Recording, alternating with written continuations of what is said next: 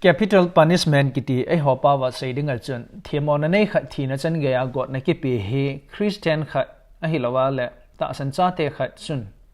hi tabong thumun ho he iti ki mai to pi do ham ti he na lunga jong na ne ge la na thu do tam pi na nei kha ta ding jong ka ta san ne he non christian ho adang chun aphat mo na umpon a hin la koi tabong christian khat hi a ho bunga ko na hung sei le na government service dunga panmun len ta henaya ama thulu na chu thulu na achaina hung hiding tabang a hi ala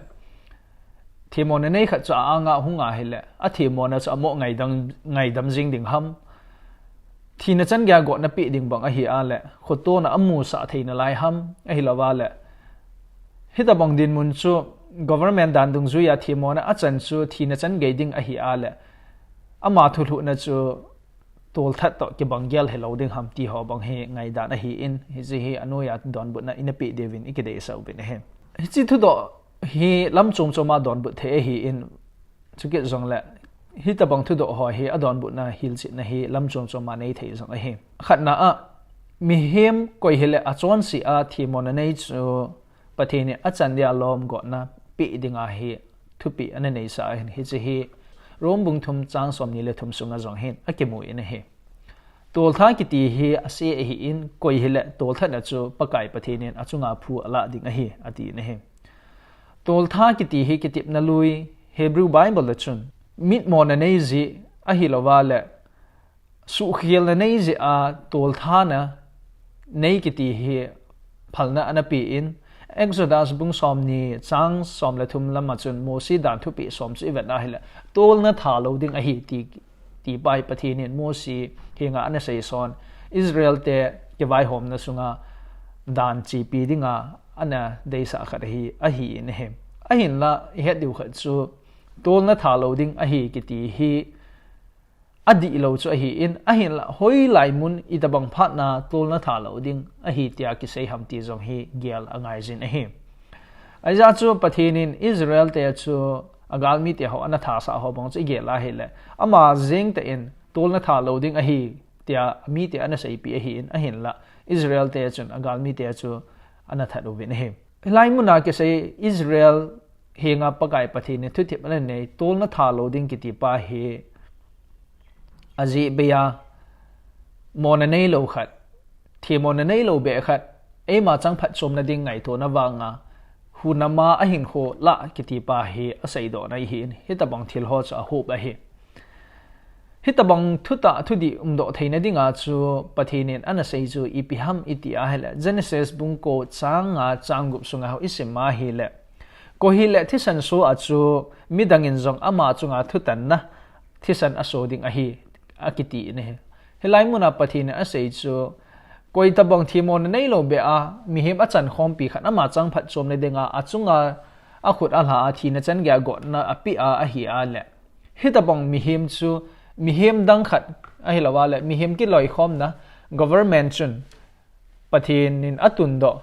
zalam kai ho mang cha ama chung thu cho atan tho tho ding a hi ti pa hi a sei do in he za chu gam sung thu nei vai hom hon thimon nei khat chu a khul chil ova achunga thimona amu do thing wala go na ape o hi pathinin ana sei do sa a hita ne him hi za chu Christian hi hanlang non Christian hi zong le lam kai khatna kingan si pa chon ato ding kin chi phiam te la gam sung thu nei vai hom ho dan thu noya a hi in hi chi thu nei vai hom ho zong so pathinin atun do a hi in atun do na ji chu gam sung veng bit ding thu ta thu di do theine ding mi hem te ho khosa kiman cha dan nom ta zalen ta lungmung sela a khosa theine di wa hi pathinin ngan se ne le thu pi na hi thane na anapi a hi ti zong hi he devin igi dei so bin hi hi za chu thu nei vai ho ma pang ho in thu di mang cha a hol chil na anei dung zu wa het to sa mi ho a ko na mu chit na anei dung zu wa chu thimon nei khat chu achung thu avat chilowa a hol chilowa thu tan na in muna a hin kai lut over ko na a hin kai lut over he to sa mi dang dang ho a ko na hi ama hi thim mo chang dia lo mong a hi a thil bot ana to dung zu ya ama hi thi na chan ge ya go na pe ding a lom hi tia thulu na a hin nei o ho Christian hi a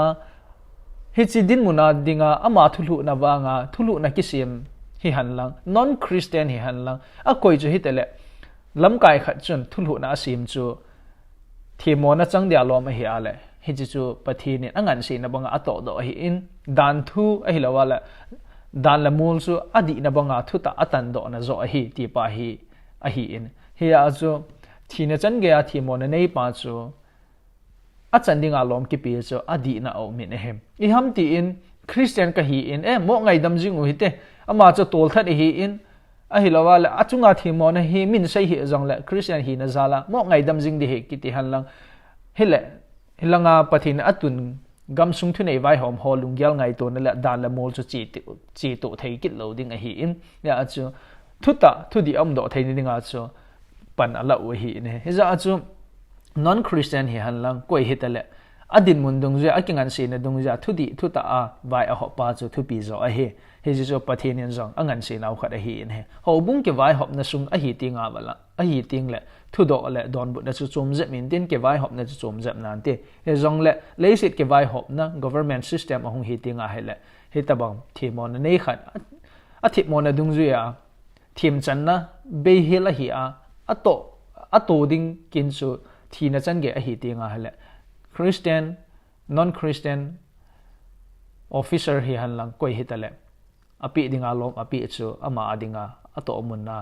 ahlo anato abulit na hi in pathinin angan se na gamsung mi pi ten akinep naw thu ta thu di amu do naw abol do na zo hi